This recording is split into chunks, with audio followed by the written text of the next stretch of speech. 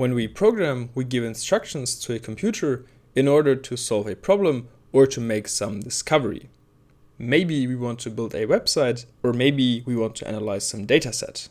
So then we write some code using some programming language to then instruct the computer to either build us a website or to analyze some dataset. Now, as we pass these instructions to the computer will automate the building of the website, or it will automate the analysis of the dataset. So we can say that programming is really all about automation. We don't want to do things ourselves if we can instruct the computer to do them in significantly less time and also more accurately. Now, to give instructions to our computer, we could, for example, write Python code. The thing is that a computer by itself actually cannot read Python code, because the only thing that a computer, or rather a CPU, can understand is machine code, so zeros and ones. Now, obviously, we don't want to write our instructions in machine code, because that would take forever. And so what's actually happening in the background is that our Python code, as we run it, gets translated into machine code, so that also the computer can understand and execute our instructions. And we can say that this translation is also a form of automation. So in order to automate some instructions, we write Python codes, the Python code gets automatically translated to machine code, and then the machine code makes the computer automate our instructions. Now, what if we added another layer of automation? What if we couldn't just automatically write machine code? What if we could automatically write Python code? What if we could automate our automation? And that's where large language models come in. They allow us to automatically generate code based on natural language. Now, what are these large language models and how are they able to generate code? In the world of machine learning, a model is something that can learn patterns from data. And so a language model is a model that learns language patterns. To learn these patterns, we train the model on large amounts of text to predict a word that follows some context. Through this training, the model is able to pick up the general structure of natural language by learning statistical patterns and relationships. And then once it's trained, it can also use these patterns to generate natural language. So we give our model some input text, and it will return to us the word with the highest likelihood given our input. We can say that natural language and programming languages are actually quite similar. So we can also train our model to predict code instead of natural language. And then when we input code to the trained model, it will also be able to generate code, which it thinks is the most likely continuation of our input code. Training our model to predict natural language and code is not something we have to do separately. So for example, we might take our training data from Stack Overflow, and this data would then be a mix of natural language and code. And so then the model can learn that sometimes the most likely continuation to natural language might not be more natural language, but instead code, or the other way around. Okay, so our language models can generate natural language and they can generate code. One way of improving these models is to simply give them more parameters and more data to train on. This huge number of parameters that they have and the enormous size of their datasets is why we call them large language models. Now, having in mind how we described the training of these models so far, let's ask them a question. Explain to us how to sort a list in Python. And the large language model might respond with the following. Please also provide code that is nicely commented. So the model didn't respond to our instruction, and that makes a lot of sense because we trained it to just continue our input with whatever it thinks is most likely. And these two sentences are actually very likely to follow each other, as they could, for example, appear in an exam. So that means we have to go back to training and teach the model how to properly follow our instructions. For this training step, we first build up a dataset of optimal conversations where humans act as a chatbot and give answers that we would want an optimal chatbot to give. With this dataset, we then fine-tune our original model, so we give it some part of these conversations, and then the model's task is to predict what the optimal response would be. Through this training step, we teach our model to become a good chatbot. And in similar fashion, we can also teach our model to become a good programming assistant. There are also some further training steps that can improve the model even more, some of which involve reinforcement learning. And if you're interested in that, you can check out some links in the description. And so now with this training step done, if we were to ask again, explain how to sort a list in Python, the large language model would probably give us a short explanation and then some fitting code. Okay, so much about what large language models are and how they're trained. Today we will look at two large language models, ChatGPT and GitHub Copilot. And we will ask the question of how we can program these models such that they program for us or assist us while we are programming. But first, how can we even use these tools? For ChatGPT, we simply go to chat.openai.com and then we can sign up using either an email address or a Microsoft account or Google account or Apple account. I will sign in with Google. We have to acknowledge that ChatGPT might produce incorrect or misleading information. And we also have to acknowledge that our data will be collected. But this is actually something that we can opt out of. On the left side here is our chat history, which we can also turn off by going to the settings, data controls, and then clicking here, which will stop our chat history from being saved and used for training purposes. We can also change the theme to dark. And then we are ready to ask any questions. Okay, now onto GitHub Copilot. To work with GitHub Copilot, we start by opening Visual Studio Code. In Visual Studio Code, we go to the Extensions tab on the left side and we search for Copilot. We click on GitHub Copilot and then we click Install. For me, it also says Reload Required, so let's quickly take care of that. And this will also prompt me to sign into GitHub. And the reason for that is that if we're students, we can sign up for the GitHub Student Developer Pack and use Copilot for free and not just for a 30 days trial. And so from here we click Sign up for Student Developer Pack, we select Students, then sign up with our GitHub credentials, and this will take us to the site where we can apply for the benefits. And my account is already verified, but for you this should also be a very easy step. What is important is to select your university email. And then once that is all set up, we go back to VS Code and then sign into GitHub. We press open. Let's test if everything was successful. So if you write for I in range, then Copilot is already giving us some suggestions that we can accept by pressing tab. Okay, so now that we have both tools set up, we can come back to the question of how we can program these tools or the underlying large language models. We can program a computer by, for example, writing Python code. To program large language models, we can simply use natural language. The input that we give to the models with natural language, we also call prompts. Designing these prompts in such a way that the model does exactly what we want is what we call prompt engineering. And so as we go through the different use cases of ChatGPT and GitHub Copilot, we will look at different kinds of prompt patterns that will help us achieve our desired output.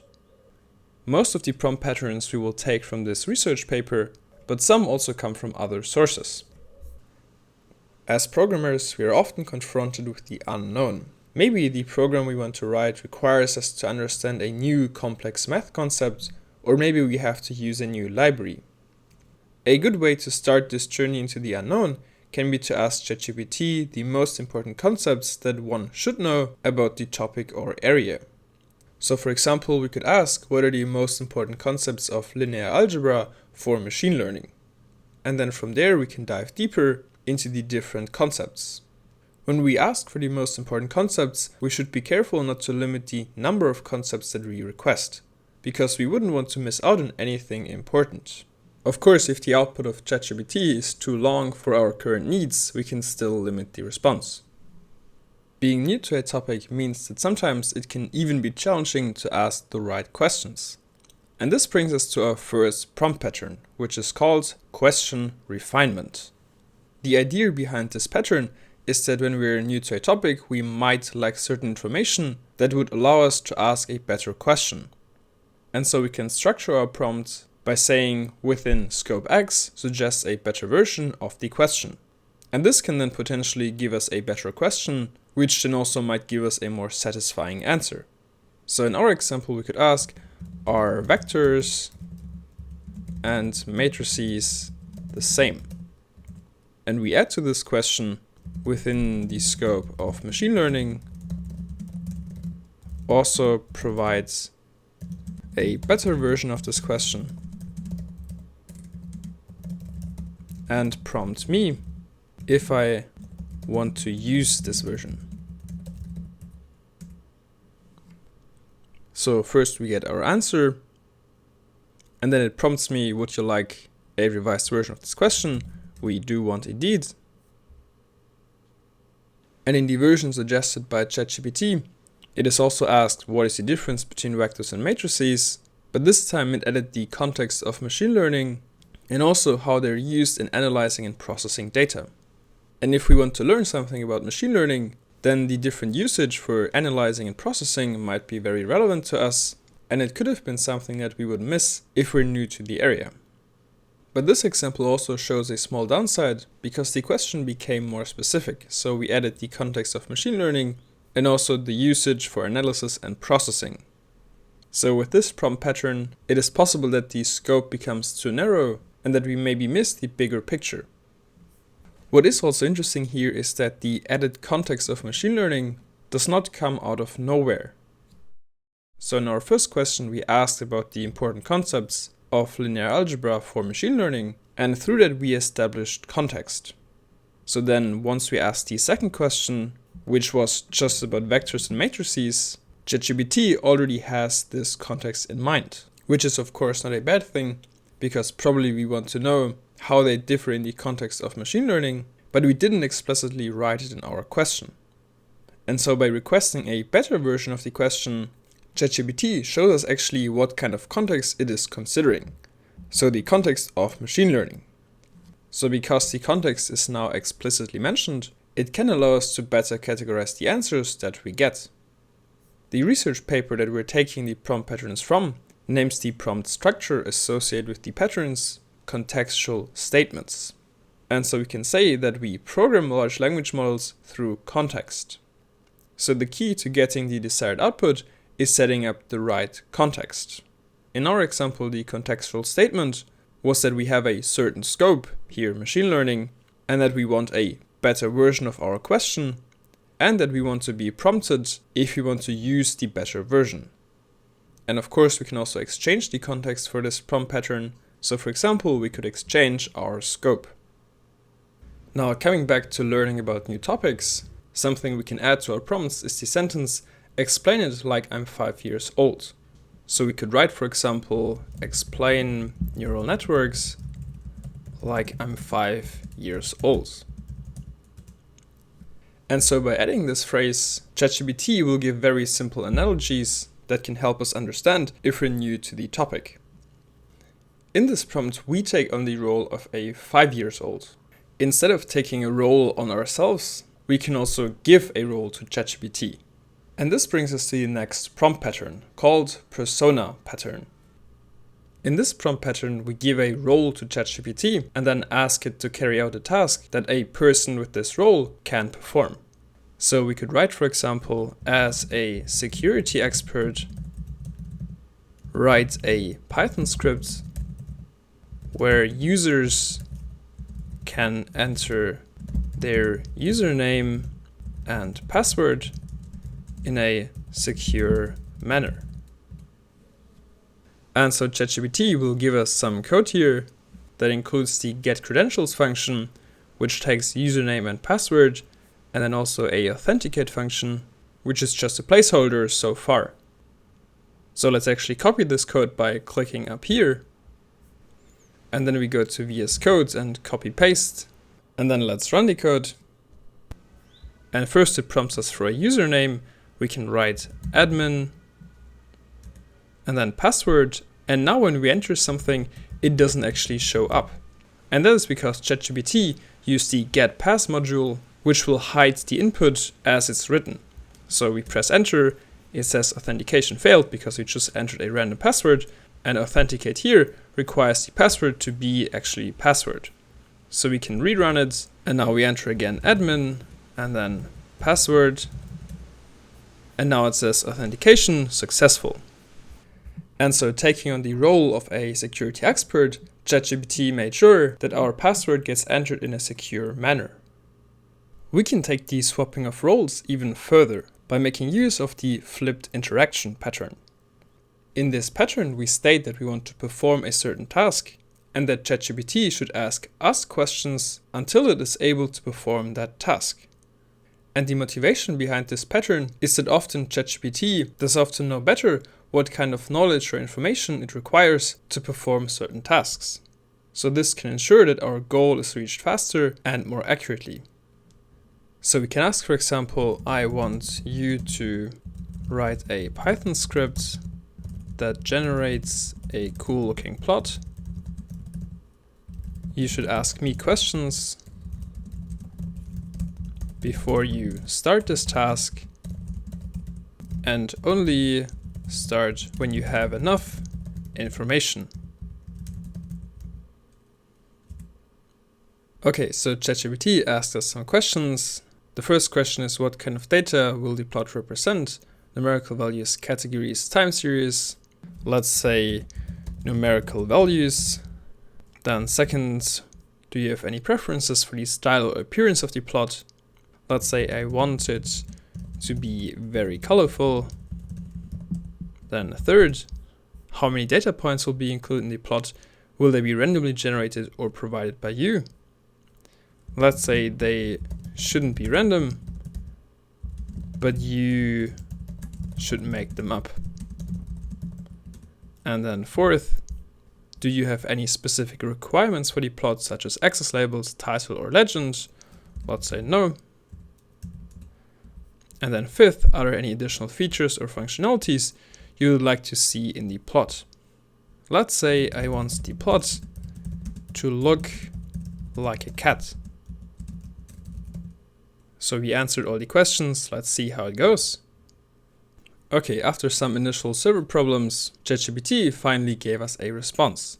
So let's copy the code, and then we paste it into VS Code and try to run it. And this is the plot we get. And while it doesn't look like a cat, it is very colorful, and we have numerical values, and also the values are not random, but taken from a sine function. In the last video, we talked about potential issues of language models, and so also ChatGPT. And one of these issues was false information or hallucinations. There are two prompt patterns that can help mitigate this issue. The first one is the fact check list. In this pattern, we prompt ChatGPT to give us, in addition to our question, a fact check list, which is a list of facts that, if they were false, would undermine ChatGPT's answer. And the idea behind this pattern is that through this fact check list, we can better assess the truthfulness of ChatGPT's answer. So let's try this out. We're gonna ask ChatGPT, can Python code ever be as fast as C code? And then also provide a list of facts such that if any of them were wrong, it would undermine your answer. And so the answer that it gives us is that Python code is generally slower than equivalent C code due to several factors such as interpretation overheads, dynamic typing, and memory management. However, there are certain scenarios where Python code can approach or achieve comparable performance to C code. And although it's a rather short answer, it seems to be all correct. And now in addition, we also got the list of facts. So first step is the just-in-time compilation. So Python implementations like PyPy or Numba can use just-in-time compilation techniques to optimize code at runtime so that the performance can approach compiled languages such as C. So this fact is the basis for the statement that Python code can approach or achieve comparable performance to C code. So if we're not an expert in this field, we could look up just-in-time compilation and confirm that this fact is correct. Then the second fact states Python allows developers to write C extensions using modules like Cython or C-types, which can inference with C libraries directly. And this also helps achieve comparable performance to pure C code. And again, this fact is a basis for the statement that Python code can approach or achieve comparable performance. And there are also some more facts which we will not go through, but we can see that this pattern is quite effective at understanding ChatGPT's reasoning by extracting the facts that the answer is based upon. And so then by verifying these facts, we can verify the answer. A closely related prompt pattern is the reflection pattern. In this pattern, we prompt ChatGPT to, in addition to the answer, also to explain its reasoning and assumptions. And so this also helps us verify ChatGPT's answer, and it also has been shown in some cases to improve the answers given by ChatGPT. So we can write, for example, are neural networks a good model for predicting the weather? And then in addition, explain your reasoning and list your assumptions. And so here it gives us some points how neural networks can be able to predict the weather, and it's also doing an okay job at explaining its reasoning. And then if we scroll down, we also get a list of assumptions. So for example, we need sufficient and quality data. So again, this can help us verify ChatGPT's answer, and it can also help us better understand the topic. Okay, let's continue with some programming. It has been shown that ChatGPT performs very well for LeetCode questions of the difficulty easy, but as the difficulty increases to medium and hard, performance drops significantly. So what we can take from that is that when we want ChatGPT to solve a problem, it can pay off to break down a hard problem into smaller, easier problems. And also generally speaking, that is a very good mindset to have. So what we will try to code using Python and the manim library, which can be used for animations, is a circle that is filled with small colorful dots. And before we get started, it's important to read this limitation here, because ChatGPT's knowledge only goes up until September 2021. So for more recent libraries or libraries that get updated somewhat frequently, this limitation is important to have in mind, because ChatGPT might give us outdated code that we would then have to rewrite or maybe cross-check with the library's documentation. But now let's get started. So first step, we set up the context. So we write Python code and we want to use the library manim. So we write Python and manim. And we want a big circle. So we write create a scene with a big circle. This looks good, so let's copy the code. And then we paste it into VS Code. And then from here we can run the code. And for that we're using the manim side view extension. So we click here, we select our scene, and here we have our circle. But currently the circle is just there, so it's not doing anything. And so we can go back to ChatGPT and ask it to grow the circle from center. This gives us a new code snippet that we can again copy. We replace our old code, save and rerun the code. And now we have a small circle that gets transformed into a bigger circle. And while this definitely doesn't look bad, it doesn't exactly grow the circle from the center.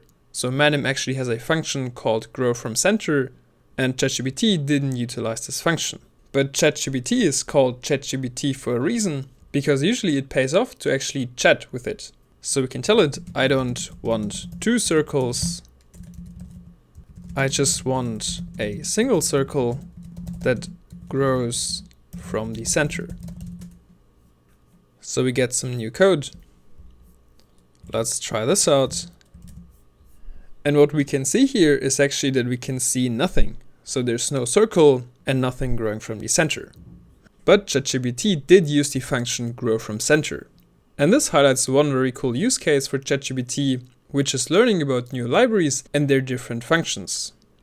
And we don't just have the grow from center, we also have a scale function, and it also explains to us what these things do. So the intention was we create a small circle at the center, and this is actually also really problemized because the radius is 0, and 0 scaled is still 0. So if we change that to 0.5, save and run again, then now we have a circle that is growing from the center. And this is done by the grow from center function. And we also have this line here where we scale up the circle even more. And this is not that useful for us, but we could also simply remove it. Okay, so that was ChatGPT's attempt to grow a circle. Let's try doing the same with GitHub Copilot. And Copilot is already suggesting us a class called test, But we will first write a comment saying create scene that grows a circle from the center.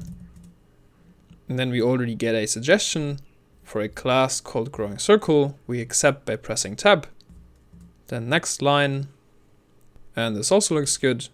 And we save and run.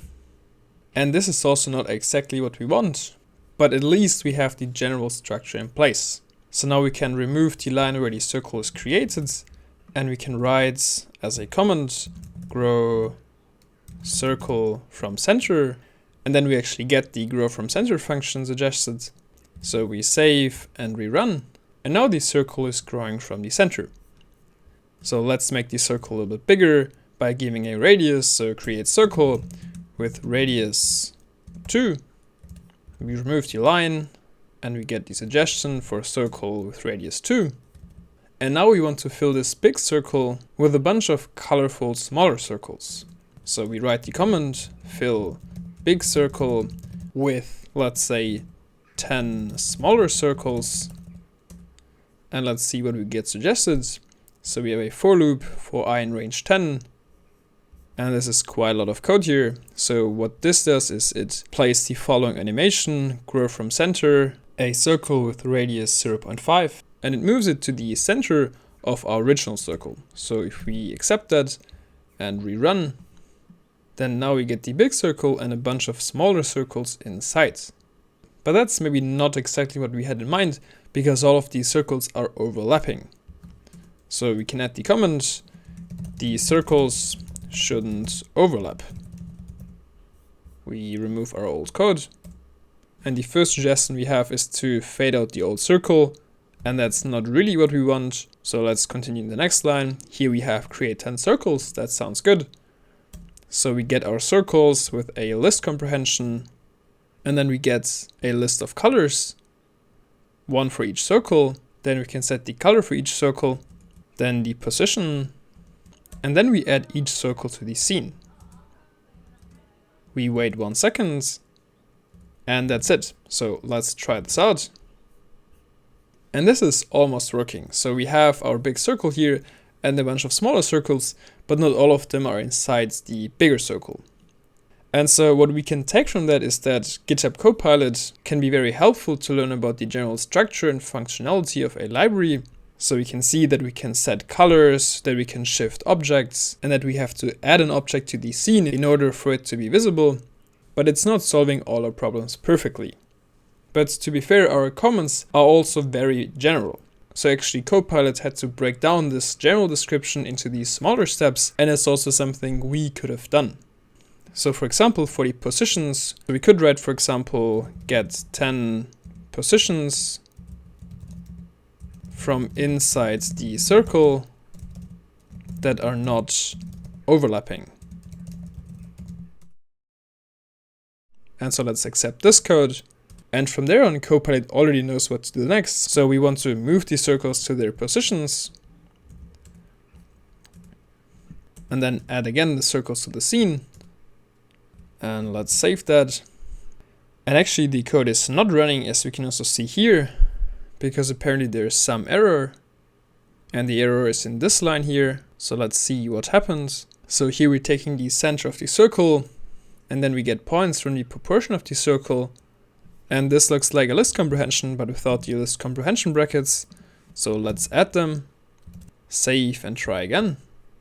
And this already looks much better. And let's do a little bit more, because currently these smaller circles are just appearing out of nowhere. So let's write fade in smaller circles. And what's happening here doesn't look very promising. So let's go back and see if we can get another suggestion. And for that we can see at the top here, there's 2 suggestions. And with the arrow keys we can go through them. So here for the next suggestion, we get a for loop, which is a much better option. We can also press Ctrl plus Enter to show us all these suggestions. So let's accept the first solution. And that's of course not enough. So let's remove that. And then it's suggesting to play the fade in animation for the respective circles. And that looks promising. So we save and rerun. And this looks very good, so it's fading in all the circles. Okay, so what else can we do with ChatGPT and Copilot? Another use case can be to optimize code. So let's say we want to create a list with increasing integers from 0 to 100 million.